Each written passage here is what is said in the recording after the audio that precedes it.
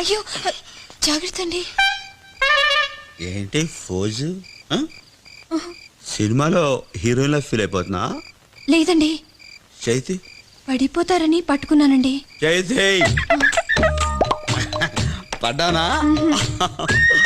మరే నేను ఫుల్గా తాగొట్టేశాను తెలుసా?